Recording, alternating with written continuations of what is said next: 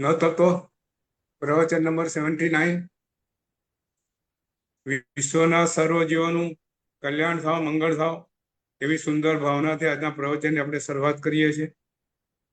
મંગલમ ભગવાન વીરો, મંગલમ ગૌતમ પ્રભુ, મંગલમ સ્થોલભદ્રાધ્યાય, જૈન ધર્મોસ્તુ મંગલમ. શિવમસ્તુ સર્વ જગતઃ પરહિત નિરતા ભવન્તુ ભૂતગણા, દોષાપરયાન્તુ નાશમ, સર્વત્ર સુખી ભવતુ લોકઃ. સર્વ જીવોનું કલ્યાણ થાવ, મંગળ થાવ, એ સુંદર ભાવનાથી આજના પ્રવચનની આપણે શરૂઆત કરશું એક સુંદર કથાનકથી.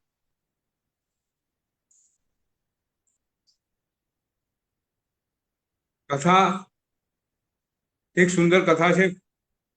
જીવનનો એક ઉત્તમ બોધ આપે એવી આ સુંદર બનેલો પ્રસંગ છે. આર્થર એશ, વિમ્બલ્ડન ગ્રાન્ડ સ્લેમના વિજેતા, ટેનિસ જગતમાં અભૂતપૂર્વ એમનું નામ. આર્થર એશને ટેનિસ જગતનો કોઈ માણસ ઓળખ્યા નહીં એવું બને નહીં. એમના જીવનમાં એકવાર ઝંઝાવાત આવી ગયો અને એમને હૃદય રોગનો જીવલેણ હુમલો થયો. તાત્કાલિક એમને હોસ્પિટલમાં ખસેડવામાં આવ્યા. એમનું હૃદયનું ઓપરેશન કર્યું, પરંતુ એ વખત પુષ્કળ લોહી વહી જવાથી એમને બાટલા ચડાવવામાં આવ્યા. લોહીના બાટલા તો ચડાવ્યા, પણ પછી ખબર પડી કે આ લોહીની અંદર HIV ઇન્ફેક્શન વાળું લોહી હતું. ખૂબ ખરાબ ઘટના એના જીવનમાં બની ગઈ. HIV વાળું લોહી, એમનું લોહી સંક્રમિત થઈ ગયું.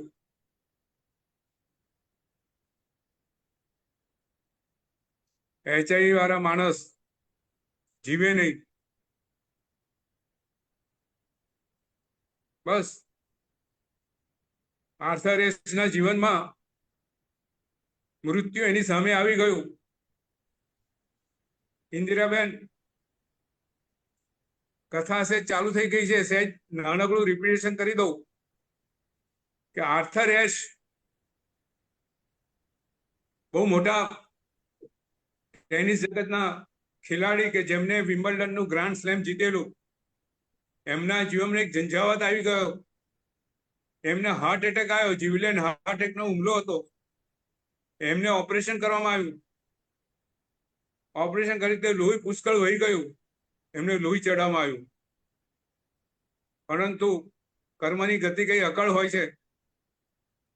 આ લોહી HIV થી સંક્રમિત હતું, ઇન્ફેક્ટેડ હતું, અને એમના શરીરનું લોહી HIV થી સંક્રમિત થઈ ગયું. ડોક્ટરે કીધું હવે કશું થઈ શકે નહીં. HIV થી વ્યાપ્ત લોહી, બસ મૃત્યુ એ જ ઉપાય છે. આર્થર એશ મરણ પથારીએ પડેલા છે, પરંતુ એમને જીવનમાં એમના ચહેરા પર કોઈ ઉચાટ નથી.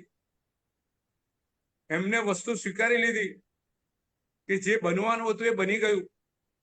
હવે એના પર ઉત્પાત કરવાનો, ઉધામા કરવાનો, રોડ રક્કડ કરવાનો, નિરાશ થવાનો કોઈ ઉપાય નથી. પોતે ખૂબ ક્ષમતાપૂર્વક, ખૂબ શાંતિથી પોતાનું મૃત્યુને સ્વીકારી લીધું.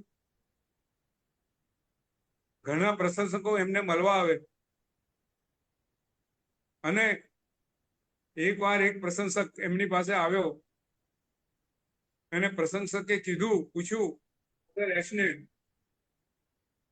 કે આર્થર એશ, તમને લાગતું નથી કે ઈશ્વરે તમારી સાથે અન્યાય કર્યો? સુરેશભાઈ, ઇન્દિરાબેન જી પૂછે છે. કે તમને થતું નથી કે ઈશ્વરે તમારી સાથે અન્યાય કર્યો? તમે ઈશ્વરને પ્રાર્થના કરો, ઈશ્વરને તમે કમ્પ્લેન નોંધાવો. જો ક્રિશ્ચનની અંદર પ્રાર્થના, કન્ફેશન, આ બધું એ લોકોનો પાર્ટ ઓફ ધ પ્રેયર હોય છે. ભગવાનની પાસે પોતાના દિલની વાત કરવી, પોતાના ગુનાને યાદ કરવા, પોતાની માગણીઓ મૂકવી, એમના પ્રાર્થનાનો વિભાગ હોય છે.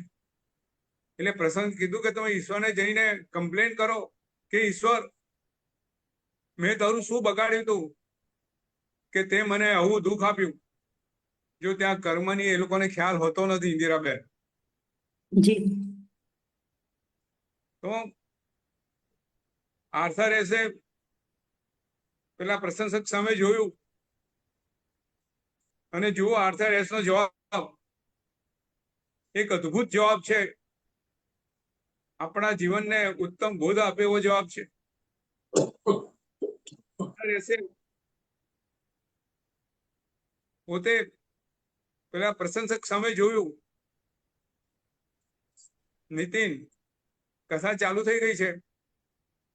આર્થર એસ જે ટેનિસ લેજેન્ડરી છે, જેને ગ્રાન્ડ સ્લેમ જીતેલા છે, એ પથારી વસ્ત છે. એમને હૃદય રોગનું ઓપરેશન થઈ ગયું છે અને ભૂલમાંથી જે લોહી ચડાવવામાં આવ્યું તે HIV વાળું છે અને આર્થર એસ મરણ પથારીએ પડેલા છે. અને પ્રશંસક એમને કહે છે આર્થર એસને કે તમે ઈશ્વરને કમ્પ્લેન કરો પ્રાર્થના વખત કે મેં શું બગાડ્યું તું કે તમે મને આવું HIV વાળું લોહી મારા એમાં સંક્રમિત થઈ ગયું અને મરણ પથારીએ પડ્યો. આર્થર એસ એ પ્રશંસકને સામે જુએ છે. ચહેરા પર એ જ ક્ષમતા છે. HIV લોહીથી સંક્રમણ બનેલું લોહી શરીર, એમના ચહેરા પર એ દુઃખ દર્દ દેખાતું નથી. આર્થર એસ પ્રશંસક કહે છે, જો ભાઈ, આ ટેનિસ રમવા વાળા જગતમાં કેટલા લોકો? પ્રશંસક 50 લાખ હશે. કે જો 50 લાખ લોકોમાંથી ટેનિસ રમવામાંથી પ્રોફેશનલ કેટલા જે ખૂબ રમી અને પ્રોફેશનલ તરીકે જે પોતાનું નામ નોંધાઈ શકે પ્રતિભાવાન, એવા કેટલા? કે 5 લાખ લોકો, આશરે 5 લાખ. તે 5 લાખમાંથી જે વિમ્બલ્ડન, ફ્રેન્ચ ઓપન ટેનિસ એવી બધી સર્કિટો રમી શકે એવા લોકો કેટલા? કે 5000 હશે આશરે. આર્થર એસ પેલા પ્રશંસકને સમજાવે છે કે જે 50 લાખ ટેનિસના ખેલાડીઓ છે, એમાંથી 50,000 જેટલા પોતે પ્રોફેશનલ બન્યા છે, એમાંથી 5,000 જેટલા સર્કિટ રમી શકે છે. કે પછી એમાં વિમ્બલ્ડન રમવા વાળા કેટલા? તો 51 જણ. એમાં સેમીફાઇનલમાં આપવા વાળા કેટલા? તો કે 4 જણ. અને ફાઇનલમાં આપવા વાળા તો કે 2 જણ. અને ગ્રાન્ડ સ્લેમ જીતવા વાળા કે ભાગ્ય જ કોક. આ ગ્રાન્ડ સ્લેમના વિજેતા છે. આર્થર એસ કહે છે કે જો ભાઈ, જ્યારે મેં ગ્રાન્ડ સ્લેમ જીત્યા, વિમ્બલ્ડનના ખિતાબો જીત્યા, ત્યારે મેં ઈશ્વરને એવું કંઈ કીધું નતું કે ઈશ્વર તું મને કેમ જીતાડે છે, ઇન્દિરાબેન. ઈશ્વરને મેં પૂછ્યું નતું કે તું મને કેમ જીતાડે છે, આટલા બધામાંથી તે મને જ કેમ પસંદ કર્યો? બરાબર ને? જી હા તો પછી હું અત્યારે ઈશ્વરને એવું કેવી રીતે કહી શકું કે આટલા બધામાંથી તે મને જ કેમ પસંદ કર્યો કે જેમાં HIV લોહી આવે? ઈશ્વરને જ્યારે ગમ્યું એ ખરું, મારે તેનો સ્વીકાર જ કરવાનો છે. અદ્ભુત વાત.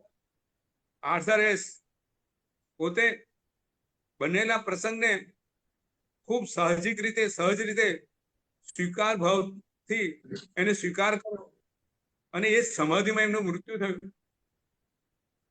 વાત એ છે કે આપણે જીવનની બનતી ઘટનાઓ આ સહજ ભાવે કેવી રીતે સ્વીકાર કરીએ છીએ. નાની ઘટના આપણું મન ચલાવી દે છે. નાનો પ્રસંગ આપણી સ્વસ્થતાને હલાવી મૂકે છે. બે વાત છે આ દાખલામાં. એક તો આર્ટ્સની ગુણગ્રાહી દ્રષ્ટિ, પોતે ભગવાને જે પોતાને જીતાડ્યો એ જ એની અંદર જ પોતાને ભગવાનના ગુણ દેખાય છે. આજે આપણી આ દ્રષ્ટિ ખરાબ થઈ ગઈ છે. ગુણગ્રાહી દ્રષ્ટિ, પરિસ્થિતિને સ્વીકારવાની દ્રષ્ટિ આપણામાંથી અદ્રશ્ય થઈ ગઈ છે. ઘણી વખત વિચાર આવે કે ગુણગ્રાહી દ્રષ્ટિ એટલે શું? તમે જુઓ, આજે ચારે બાજુ માત્ર ઈર્ષાનું વાતાવરણ છે. નીતિન, કોઈની બરોબર. સારી વસ્તુ આપણે જોઈ શકતા નથી. આજે ઈર્ષાની અંદર એકબીજાના પગ ખેંચવા સિવાય આપણે સંસારમાં જોયું છે બાકી રહ્યું નથી. આપણી આ મનોવૃત્તિ, આપણી આ દ્રષ્ટિ આપણા સંસારિક જીવનને તો બગાડે છે, પણ આધ્યાત્મિક જીવનને પણ રૂળી નાખે છે. ભગવાને આ વાત ભગવાનના જીવનમાં આપણે જોઈએ નીતિન, ભગવાનના પગ ઉપર સગડી બનાવીને ખીર રાંધે છે, તો ભગવાન શું વિચાર કરતા હોય છે ગોવાળ માટે? નીતિન, ઇન્દિરાબેન, સુરેશભાઈ, શું વિચાર કરે છે? ગોવાળને દુશ્મન લાગે છે કે ગોવાળ ઉપકારી લાગે છે? ઉપકારી, મારા કર્મો ખપાવે છે. મારા કર્મો ખપાવે છે. આપણે ત્યાં શ્રીપાળ અને ધવલ શેઠ વચ્ચેની ઘણી વાતો આવેલી છે. શ્રીપાળની ગુણગ્રાહી દ્રષ્ટિ કેવી છે તમે જો આખા શ્રીપાળ કથામાં એક વસ્તુ સ્પષ્ટ દેખાઈ આવે છે કે શ્રીપાળ ને ધવલ પ્રત્યે ક્યાંય, એના પ્રત્યે ક્યાંય મનની અંદર દુર્ભાવ નથી.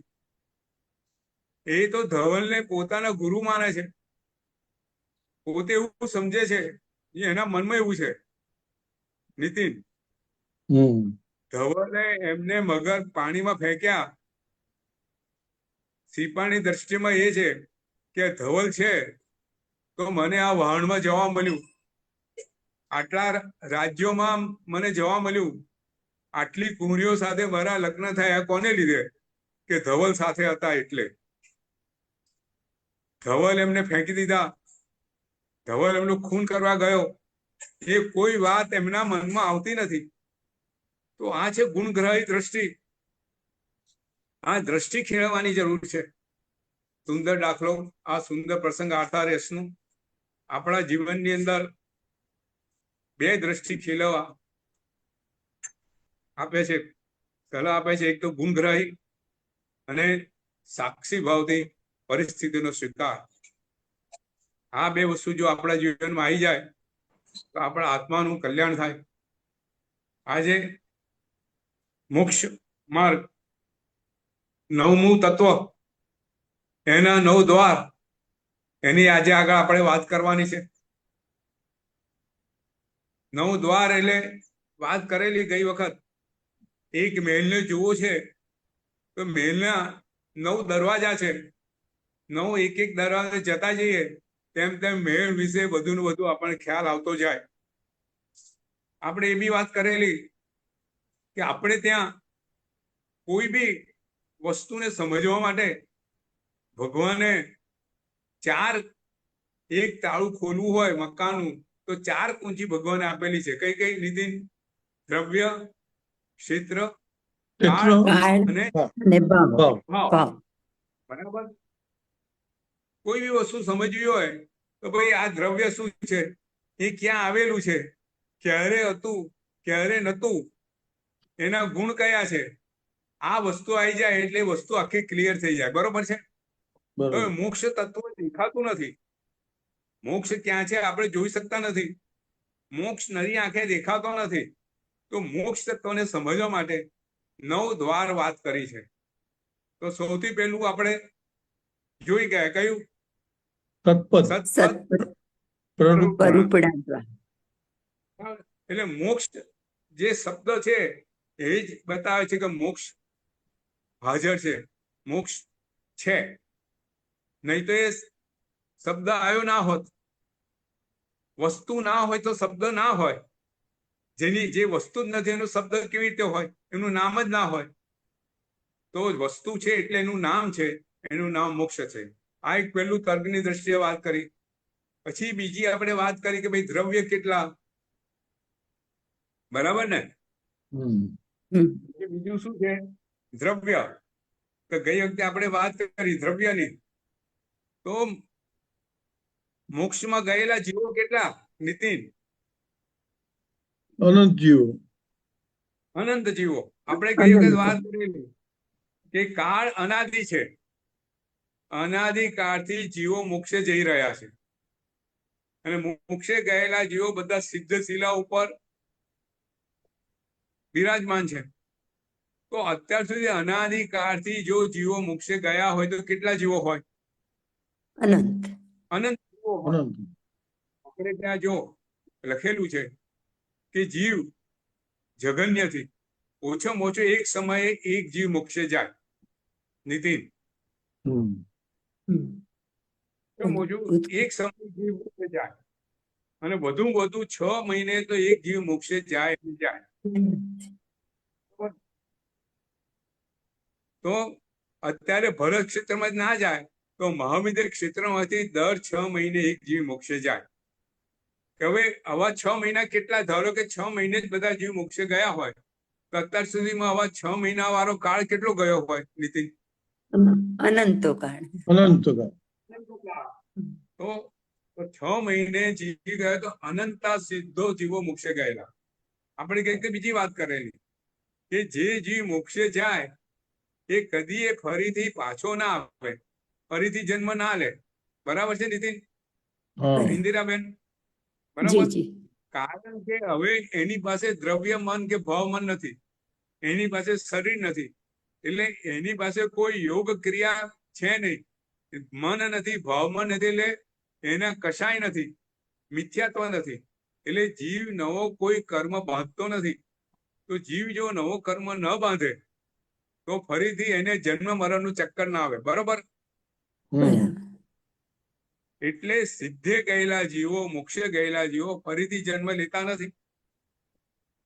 ઇતર ધર્મમાં વાત આવે છે, બરાબર છે? આ કૃષ્ણ અવતાર, આ વિષ્ણુ અવતાર, એટલે 24 અવતાર થઈ ગયેલા, બરાબર છે? પણ એ વાત એ હિસાબે છે પરમાત્મા તત્વને, જે પરમાત્મા તત્વ છે એ 24 રીતે જન્મે છે. એ પ્રકારની એક આપણે એનું સમાધાન મેળવી શકીએ. આપણે 24 તીર્થંકર છે, એ અલગ અલગ જીવો છે અને અલગ અલગ જીવો પરમાત્મા તત્વ ધારણ કરે છે. બરાબર છે? દ્રવ્ય કેટલું થયું? અનંત. અનંત.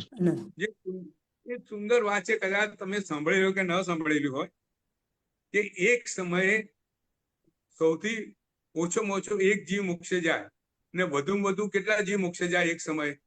ઇન્દિરાબેન? 108. બરાબર નીતિન? ઋષભદેવ વખતે 108 જીવો મોક્ષે ગયેલા. બરાબર? એક જ સમયમાં 108 જીવો મોક્ષે જાય.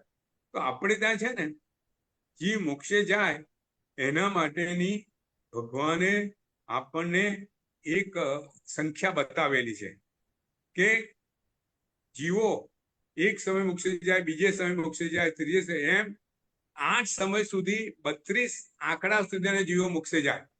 સાંભળજો બરાબર નીતિન, ઇન્દિરાબેન, સુરેશભાઈ, સમજજો આવા. એક સમયે 32 જીવો સાથે મોક્ષે જાય. કેટલા સમય સુધી? 8 સમય સુધી. પછી 9મા સમયે કોઈ બી જીવ મોક્ષે ના જાય. ફરી પાછા એ જીવો ફરીથી 10મા સમયથી મોક્ષે જાય. એક સાથે 32 જીવો મોક્ષે જાય એક એક સમયે. 32 પહેલા સમયે ગયા, 32 બીજા સમયે ગયા, બીજા 32 ત્રીજા સમયે ગયા, એવા 8મા સમય સુધી 32 જીવો મોક્ષે ગયા. પછી 9મા સમયે ના જાય. ફરી પાછી રીતે ક્રમ ચાલુ થાય. હવે ધારો કે 64 જીવો પછી 48 જીવો મોક્ષે જાય છે એક સમયે. 48 જીવો મોક્ષે જાય એવું 7 સમય સુધી જાય. નીતિન, આ શાસ્ત્રમાં આખી પ્રક્રિયા આપણને સમજાવેલી છે. ફરીથી બી સમજાવીશ, આ સમજી લો કે 48 જીવો એક સાથે મોક્ષે જાય તો કેટલા સમય સુધી જાય ઇન્દિરાબેન? 7 સમય સુધી જાય. 32 જીવો કેટલા સમય સુધી જાય? 8 સમય સુધી જાય. 8 સમય. હા, 48 જીવો 7 સમય સુધી જાય. પછી 8મા સમયે ન જાય. પછી પાછા 9મા સમયથી જાય. બરાબર છે? હવે 60 જીવો, 48 થઈ ગયા. હવે 60 જીવો કેટલા સમય સુધી મોક્ષે જાય? તો કે 6 સમય સુધી. 60 જીવો પહેલા સમય મોક્ષે જાય, બીજા સમયે, એવી રીતે 6 સમય સુધી મોક્ષે જાય. 7મા સમય એ બંધ પડી જાય. 7મા સમયે મોક્ષે ના જાય, ફરી પાછી ક્રિયા ચાલુ થઈ જાય. બરોબર? પછી 72 જીવો 5 સમય સુધી મોક્ષે જાય. ઇન્દિરાબેન, નીતિન, 72 જીવો 5 સમય સુધી મોક્ષે જાય. હા, 5. 6 માંથી 5 આવ્યા. પછી 6ઠા સમયે બંધ થઈ જાય. પછી 7મા સમયથી ચાલુ થાય.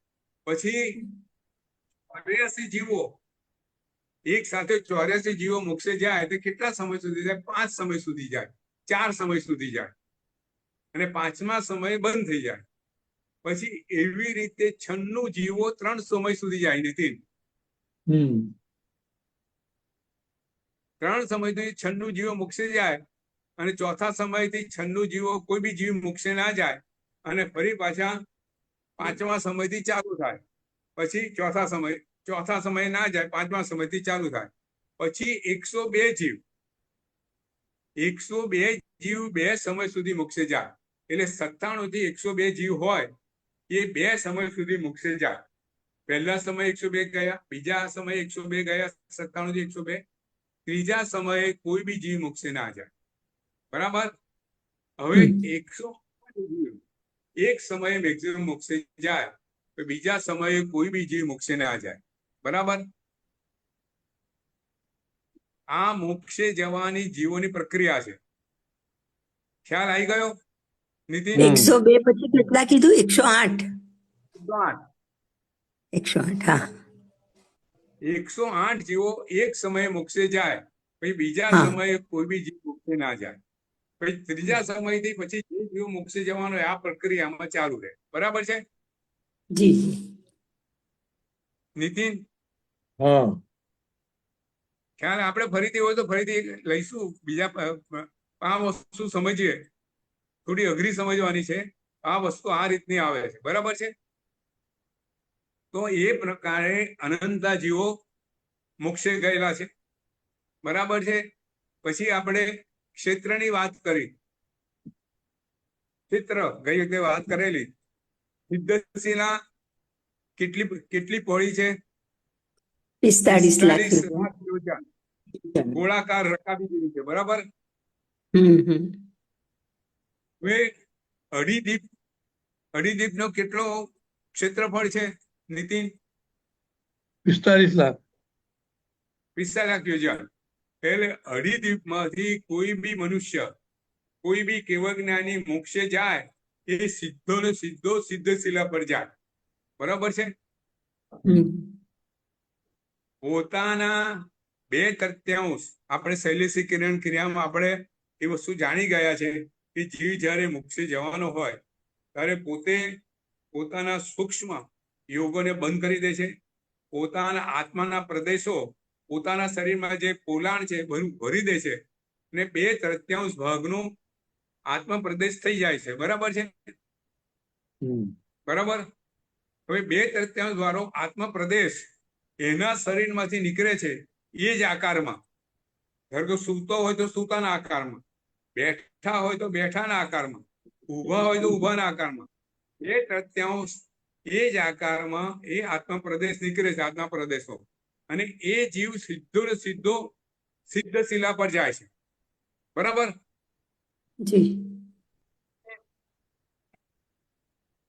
હવે સિદ્ધશિલા પર કેટલા જીવો છે અત્યાર સુધીમાં? કેટલા જીવો ગયેલા છે? અનંત. અનંત. હવે અનંત જીવો ગયેલા છે, એને બધી સિદ્ધ શિલા આખી ભરી દીધેલી છે. જી 45 લાખ યોજન બહુ મોટું માપ નથી, જુઓ. બરાબર છે? અને જીવો કેટલા છે? અનંતા અનંત. છે. અનંત. પોતાના 2/3 આકાર વડે ઉપર ગયેલા છે, તો સિદ્ધ શિલા આખી ખીચોખીચ ભરાયેલી છે. નીતિન, તો આ જે જીવ, જે કેવજ્ઞાની ભગવંતો ઉપર ગયા, એ શું કરે? પોતાના જે આકાર વાળું જે છે એની અંદર મર્જ થઈ જાય, ઓતપ્રોત થઈ જાય, એકમેક થઈ જાય. બરોબર? બરાબર. બેન સુરેશભાઈ, આ બિલકુલ જી, જી. ટેકનિકલ પ્રક્રિયા છે. ના સમજ પડે તો પૂછજો. હજુ આપણે એમાં આગળ જવાનું છે. સિદ્ધ શિલા ઉપર એ જીવ પહોંચી ગયા પછી એનાથી ઉપર જઈ ના શકે. કેમ ના જઈ શકે? આ રાજયોગનો અંતિમ 14 ભાગ છે. એનાથી 1 યોજન દૂર અલોકાકાશ. ધર્મસ્થિતિ કાંઈ હોતા નથી. એટલે આત્મ પ્રદેશ કોઈ ગતિ કરી શકતો નથી. નીતિન, જી ધર્મસ્થિતિ અધર્મ નહીં હોવાને કારણે જીવ ત્યાં આવીને ઉભી જાય છે, ત્યાં આવીને સ્ટેડી થઈ જાય. ત્યાંથી ઉપર એનાથી જવાનું રહેતું નથી. એની પાસે બી ગતિ કરવાનું મીડિયમ નથી. મીડિયમ હોય તો હજુ ઉપર જાય, પણ મીડિયમ જ નથી. જેવી રીતે માછલી પાણી વગર ગતિ ના કરી શકે. પાણી જોઈએ ને માછલીને ગતિ કરવા માટે. એવી રીતે દરેક પદાર્થોની ગતિ માટે મીડિયમ જોઈએ. એ મીડિયમ ધર્મસ્થિતિ.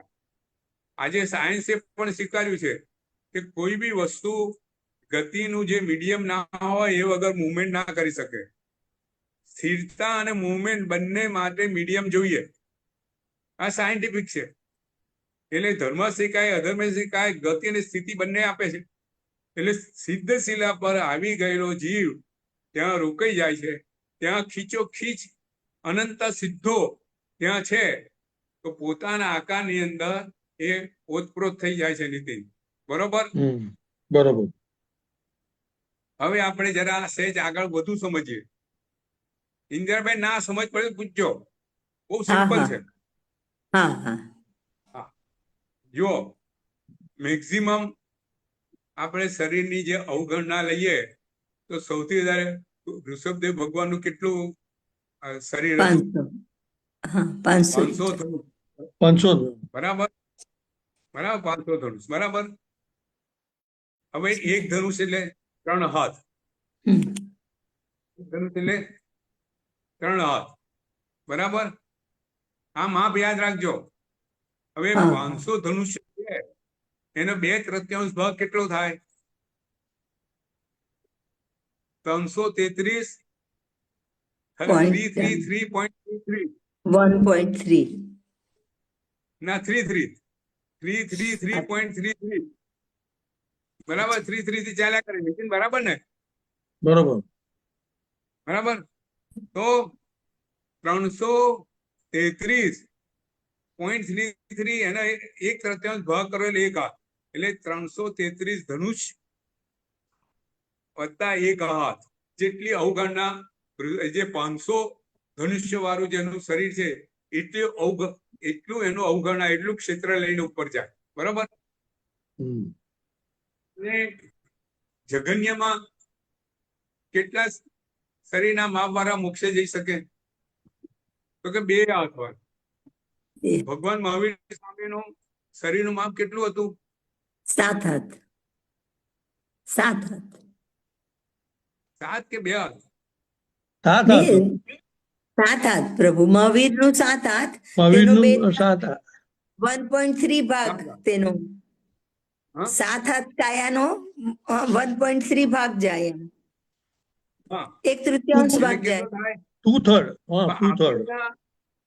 ઓછું 2 હાથ વાળા મોક્ષે જઈ શકે. બરાબર. 2 હાથ વાળા મોક્ષે જઈ શકે. એટલે 2 હાથનું જે 2/3 કેટલું થાય? 1 હાથ અને 8 આંગળ. હવે ચાર 1 બાય. હાથ એટલે 24 આંગળ. બરાબર? જો આ માપ છે શાસ્ત્રમાં આપેલા, 1 હાથ એટલે કેટલું? 24 આંગળ. બરાબર? 24 આંગળ. હા, હવે 2 હાથ એટલે કેટલા આંગળ થયા? 48 આંગળ. 48. 48. 48 આંગળ થયા. બરાબર? હા, 48 આંગળના 2/3 ભાગ એટલે કેટલો થયો?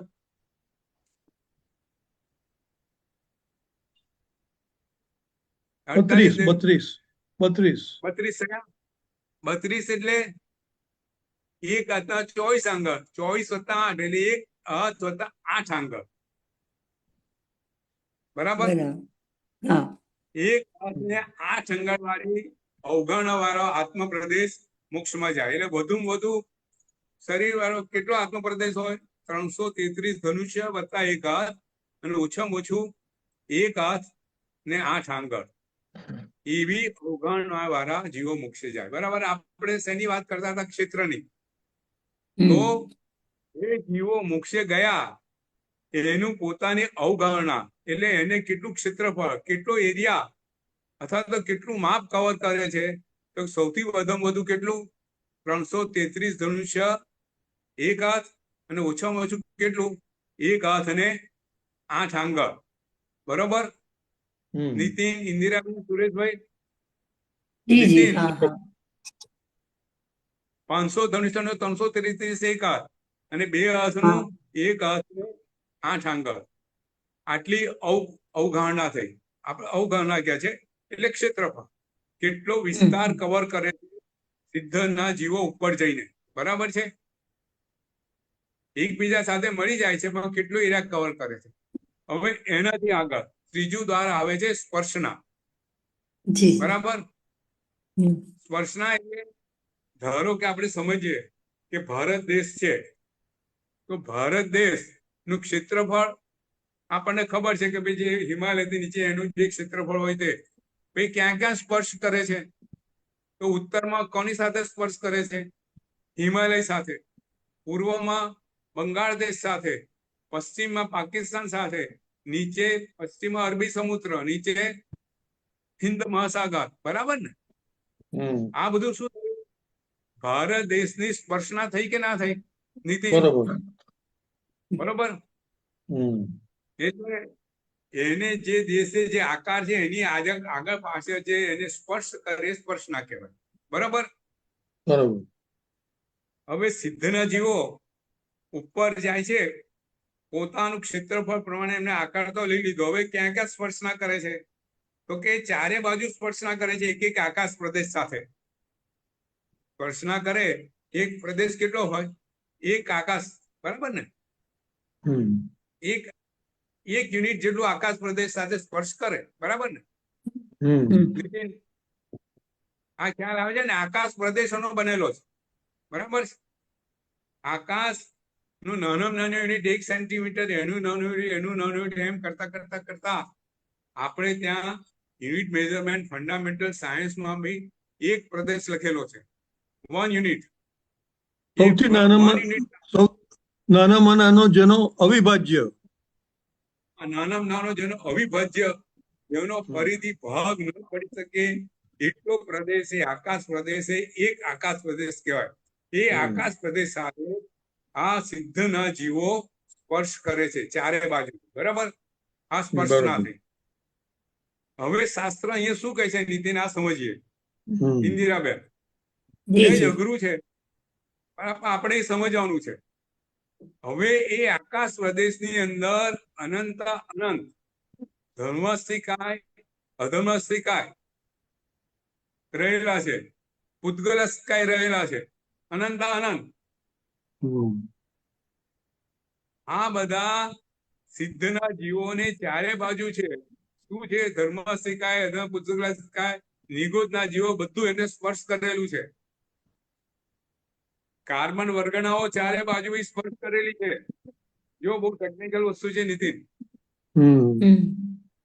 સિદ્ધનો જીવ છે, સિદ્ધના જીવની ચારે બાજુ આ બધી સ્પર્શના છે, છતાંય કોઈ અંદર આવી શકતું નથી.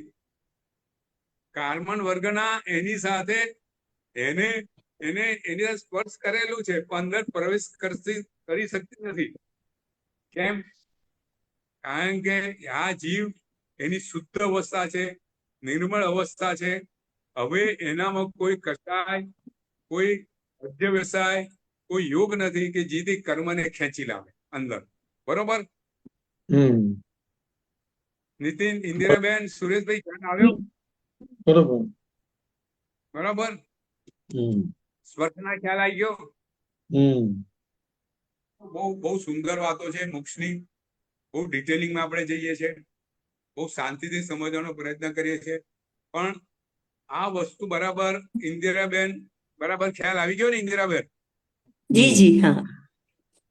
હા, તો આપણે ક્ષેત્રમાં જીવની અવગણના કેટલી કીધી? 333 ધનુષ્ય એક ભાગ, વધુમાં વધુ, અને એક હાથ અને 8 અંગ. સ્પર્શના એની ચારે બાજુના એક એક આકાશ પ્રદેશ એની સ્પર્શના, અને એક એક આકાશ પ્રદેશોમાં કેટલા રહેલા છે? બધા અનંતા અનંત, ધર્માસ્તિકાય, અધર્માસ્તિકાય, આ બધા સમયેલા છે. બરોબર છે? બરોબર. હવે આપણે ત્રીજા દ્વાર પર જો પહેલું દ્વાર પત્યું, કયું? કદભૂત પ્રવરના. બીજું કયું દ્વાર? દ્રવ્ય. ત્રીજું અવગણના ક્ષેત્ર. ચોથું સ્પર્શના. પાંચમું કાળ. હવે સમય. હવે મોક્ષના જીવો જો આપણે ત્યાં શાસ્ત્રમાં સિદ્ધના જીવો માટે 2 વિભાગ પાડવામાં આવ્યા છે સમજવા માટે. ઇન્દિરાબેન, જી. કે એક જ સિદ્ધ હોય, એક જ જીવ હોય, એના માટે મોક્ષનો કાળ કેવો છે?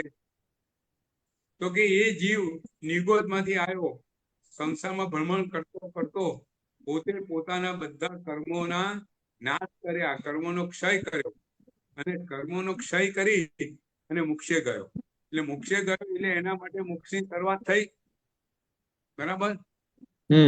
એક સિદ્ધના જીવ માટે એ શરૂઆત થઈ ને મોક્ષે જવાની. જે સમયે મોક્ષે ગયો એ એની શરૂઆત. બરાબર ઇન્દિરાબેન? જી જી. બરાબર? જીવ જે સમય મોક્ષે ગયો એનો આદિ થયો, એ શરૂઆત થઈ. મોક્ષમાં એનો જન્મ થયો. બરાબર? અને કેટલા કાળ સુધી રહેવાનું? અનંત કાળ સુધી. તો મોક્ષે એક સિદ્ધની અપેક્ષાએ મોક્ષ આદિ સાદી અનંત થયો ને? સાદી અનંત. સાદી. બરાબર? જી. નીતિ, એક જીવની અપેક્ષા એ કેવો થયો? સાદી અનંત.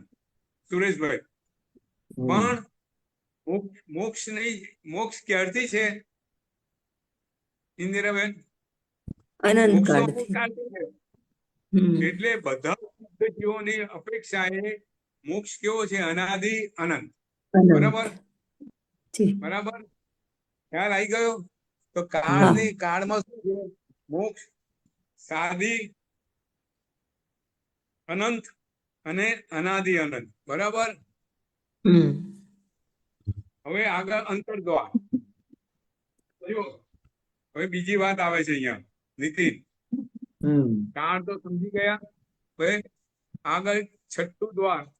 કયું દ્વાર છે? અંતરદ્વાર. અંતરદ્વારે સામાન્ય કે એક જીવ સિદ્ધે ગયેલો જીવ ફરીથી ક્યારે મોક્ષે જાય, ફરીથી ક્યારે સિદ્ધ થાય, બંને વચ્ચે અંતર શું? એ અંતરદ્વાર. ધારો કે આપણે દાખલા તરીકે નીતિન સમજવાનો પ્રયત્ન કરીએ કે પાણી લીધું હોય, પાણીને ફ્રીજમાં મૂક્યું, બરફ થયો, પછી બરફમાંથી બહાર કાઢીને પાણી બનતા કેટલો સમય લાગે? એ અંતર થયું. બરાબર? પાણીને પાણી સ્વરૂપમાં ફરી આવતા કેટલો સમય લાગે? બંને વચ્ચે અંતર થયું. એક જીવ પોતે મનુષ્યમાંથી મૃત્યુ પામ્યો અને પછી ફરી શરીર ધારણ કરે, બંને વચ્ચે કેટલો સમય હોય છે નીતિન? હલો ઇન્દિરાબેન? જી જી. એક જીવ મૃત્યુ પામ્યો અને પછી એને બીજો દેહ ધારણ કરે, એ દેવલોકમાં ગયો, તિર્યલોક કે નરક ગતિમાં ગયો, ગમે તેમાં ગયો, એના વચ્ચે અંતર કેટલું? આપણે ત્યાં આવેલું છે કેટલા સમય? એક 4 સમય, સમય. 4 સમય, હા. બરાબર? જેટલા વળાંક લઈ તેટલા વળાંક. સમય. ગતિએ જાય, ગતિએ જાય, પછી ત્યાંથી વળે નીચે અને પછી ત્યાં જીવમાં ફરી તીરછી ગતિ જાય. એટલે 4 સમયની અંદર એક જીવને બીજા જીવમાં શરીર ધારણ કરતા વાર લાગે, અંતર થયું. બરાબર? અંતરનો ખ્યાલ આવી ગયો ઇન્દિરાબેન, નીતિન? હા જી. બરાબર. ગુરુજી, એમાં એવું હોય ને કે સિદ્ધના જીવોને એક જ સમય લાગે અને વળાંક જેટલા લઈ તેટલા સમય લાગે. એક જ વળાંક લઈ તો એક સમય, એવું હોય ને? બરાબર, બરાબર, બિલકુલ. સિદ્ધના જીવને એક જ સમય લાગે. હા. સિદ્ધના જીવને પોતે મનુષ્ય દેહ છોડતા અને ઉપર પહોંચતા એક જ સમયમાં પહોંચી જાય. જી. પછી સંસારી જીવો છે એને 4 સમય લાગે. બરાબર છે? હા. હવે આપણે અહીંયા વાત થોડી અલગ કરવાની છે.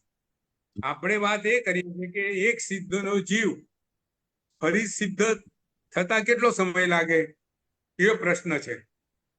તો એ છે કે ભાઈ 0, એ કોઈ અંતર જ નથી. સિદ્ધ ગયેલો જીવ ક્યારેય બીજો જન્મ ધારણ ન કરે. બરાબર છે? એ આપણે સમજી ગયા, જાણી ગયા. જો સિદ્ધનું સ્વરૂપ કેવું છે, એક તમને બીજી રીતે વાત કરું નીતિન. આ વાત ક્યાંય એવી રીતે સમજાય નહીં હોય. આપણા સિદ્ધનું સ્વરૂપ લોગોસ સૂત્રમાં આવે છે. ઇન્દિરાબેન, કેવું છે? જી. ચંદ્રથી નિર્મળ, સંદેશુની સૂરજથી રાયચે પણ, સુએ સાગરવર હા, ગંભીરા. સાગર સૂર્યથી બી હજી તેજસ્વી અને સાગર છે બી ગંભીર. એટલે હા. જે સિદ્ધ ભગવાન છે એનું હા. તમે સ્વરૂપ જુઓ, અરૂપી છે. અરૂપી પણ કેવા છે? ચંદ્રથી બી નિર્મળ છે, સૂર્યથી બી તેજસ્વી છે, ને સાગરથી બી ગંભીર છે. તો વાત એ કરવાની છે કે જો કોઈ વસ્તુ સૂર્યથી તેજસ્વી છે તો એની અંદર કોઈ વસ્તુ આવી શકે, કોઈ કર્મ વર્ગણા એમાં ઘૂસી શકે નહીં. સૂર્ય જેવું હોય, એ આવતા પહેલા બળીને ખાક થઈ જાય. બરાબર કે નહીં? બરાબર. એટલે આત્માની અંદર ફરીથી કોઈ નવા કર્મો ઘૂસી શકે નહીં. કારણ કે અધ્યાત્મતા નથી, કોઈ યોગ નથી, એમને કોઈ મિથ્યાત્વ નથી, કોઈ પ્રમાદ નથી, કોઈ કશાય નથી. એટલે કોઈ બી કર્મ નવા બંધાવાનું કારણ બી નથી, ને એમનું સ્વરૂપ પણ એવું છે કે નવું કોઈ કર્મ બંધાય નહીં, નવું કર્મ એની સાથે એટેચ થાય નહીં. આની સા ઉપર ગમે તેટલી રેતી નાખો એને ચોંટે નહીં. બરાબર છે? એનું સ્વરૂપ જ એવું છે. બરાબર? તો કોઈ અંતર છે નહીં. બરાબર? યાદ રાખો, કાળમાં કોઈ અંતર નથી અને ક્ષેત્રમાં પણ કોઈ અંતર છે? એક સિદ્ધનો જીવ બીજા સિદ્ધની અંદર એકમેક થઈ જાય છે. બરોબર છે? બરોબર. તો ક્ષેત્રમાં પણ અંતર નથી અને કાળમાં પણ અંતર નથી. એક સિદ્ધને બીજા સિદ્ધ બનવા વચ્ચે કોઈ કાળનું અંતર નથી. એ જ સિદ્ધને, અને એ સિદ્ધને બીજા સિદ્ધ સાથે ભેળવા માટે કોઈ ક્ષેત્રનું અંતર નથી. એટલે અંતરના પ્રમાણે કાળનું કોઈ અંતર નથી અને ક્ષેત્રનું પણ કોઈ અંતર નથી. હવે ભાગ દ્વાર, હવે બહુ સુંદર વાત આગળ આવે છે.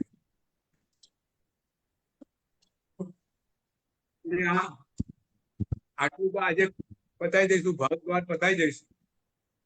પછી બીજા 2 ભાવ દ્વાર અને અલ્પ બૌદ્ધ દ્વાર આવતી વખતે લઈશું. પણ ભાગ દ્વાર આપણે જરા સમજી લઈએ. ભાગ દ્વાર શું છે? ભાગ દ્વાર એવું કે છે કે ભાઈ આટલા બધા જીવો છે જગતની અંદર, એ જીવોમાંથી આ સિદ્ધના જીવો કેટલા પર્સન્ટેજમાં છે નીતિન? 5મા અનંતે છે. 5મા અનંત. એટલે સિદ્ધના જીવો 5મા અનંત. તો આપણે ત્યાં સિદ્ધના જીવો અનંત છે, પણ એના કરતા જે સંસારમાં જે જીવો છે, નિગોદના જીવો કેવા છે? અનંત છે. બરાબર?